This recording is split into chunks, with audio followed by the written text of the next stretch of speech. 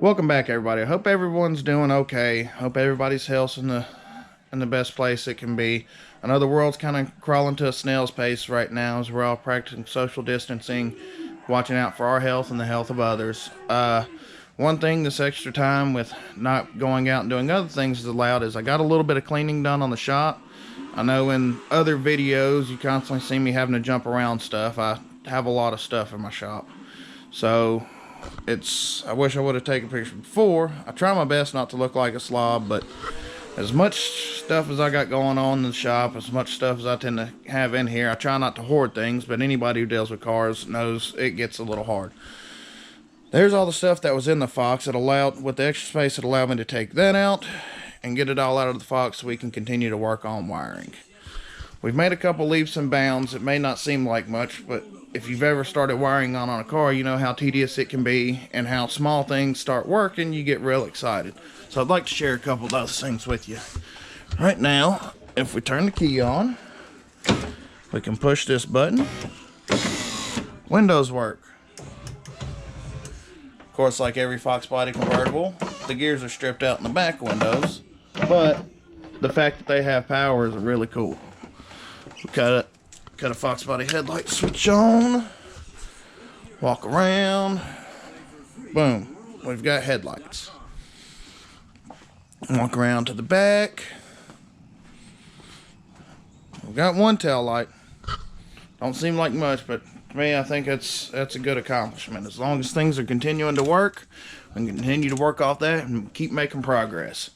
So, probably going to do a little time-lapse videos showing how boring this wiring is. I don't want to record it going on constant because there's some spots that it takes, a couple hours to make one small thing happen. So, hopefully get back with you here shortly, and I'm really like over the next few days to get the dashboard in, start piecing the interior back together, and then at that point we're just on to the Hydro Boost lines and radiator, and we'll keep working from there. Y'all take care. Alright, so we've been continuing to make progress. Let's go right turn signal.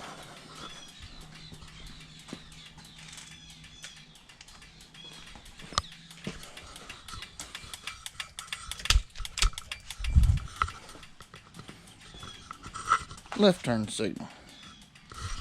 Yes, there's wire nuts everywhere. I'll get that cleaned up and do something different, but we're still making progress, so that's always a plus.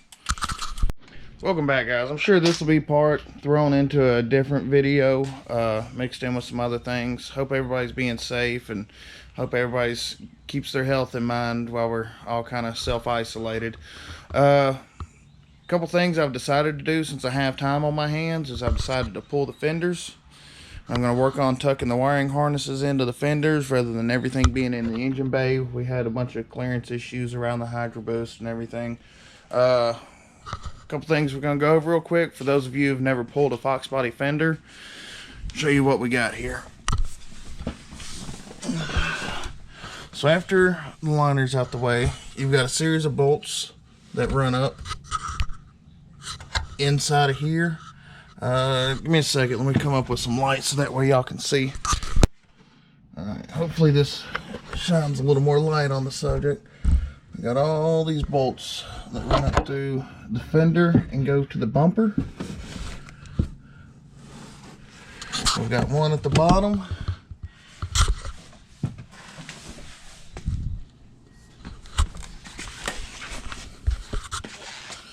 I'll come over here. We've got some Phillips head screws that were there. We've got one that goes in there. And we got the one that was here, and I'd already started pulling this out when I thought about maybe showing. Also, remember, you've got that one right there. On the bottom,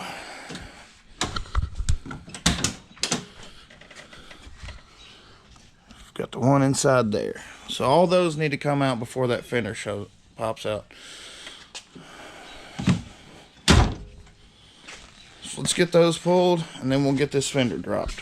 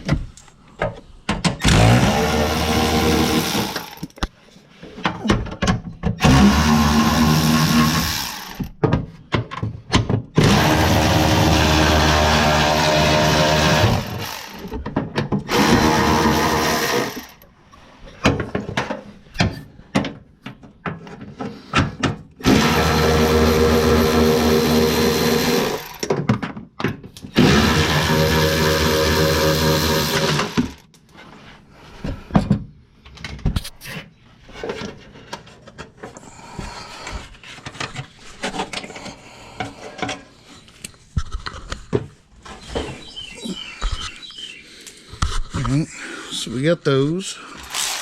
Let's go ahead and switch off. We've got another support bar right here. I think that should be it. Yeah.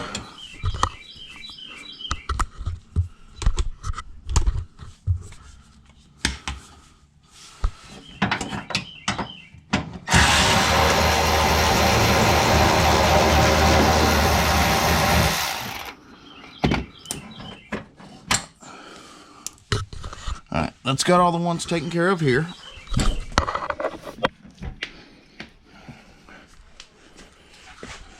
One inside here.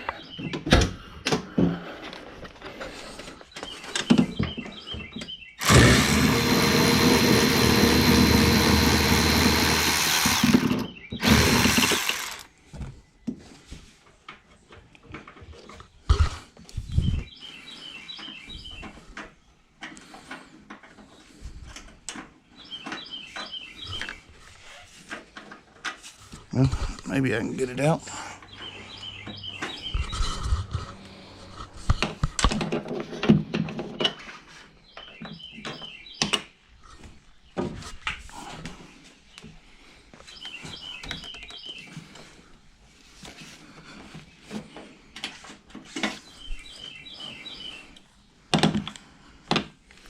Let's try a slightly larger extension. Maybe we can get it out.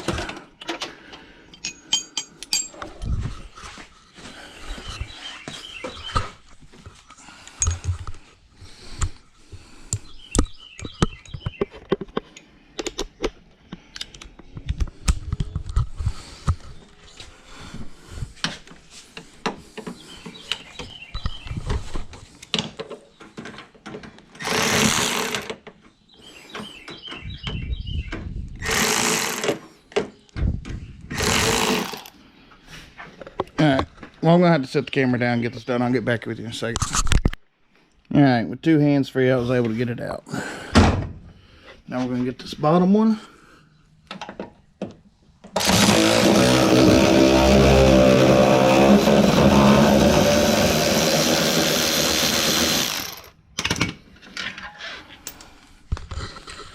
At this point, we've got the antenna attached, but also those are already pulled out. So, I'm going to open this door and give us a little bit of wiggle room.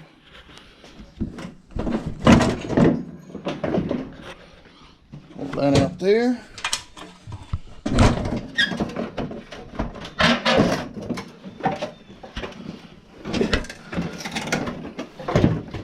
Actually, we need to clean up that a little bit.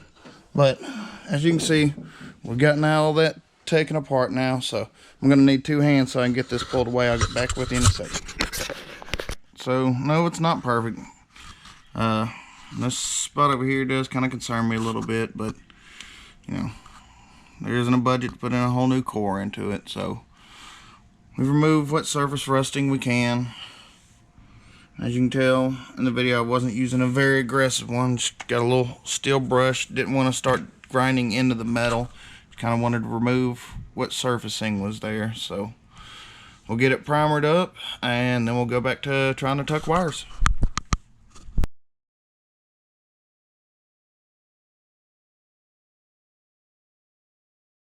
Alright guys, welcome back. So we sit here and watch paint dry for a little while, and then I went ahead and got a little more carried away, but we all know what happens with boredom.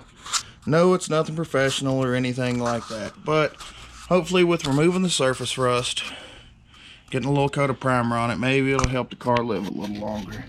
See, we got some pitting right there, but you know, nothing we can really do about that right now. We have managed to, while I was watching paint dry, got our nice weather pack connectors here, grafted in our running lights. Go around, look at the other side. Just keep in mind, none of this is from the 92 wiring. All this is the 2004. So, we got our other running lights grafted in here, tied in with our weather pack connector and ran in. So now, as we come up here, cut on our headlight switch, boom. Also able to make Oh, key's got to be turned forward. Turn signal works.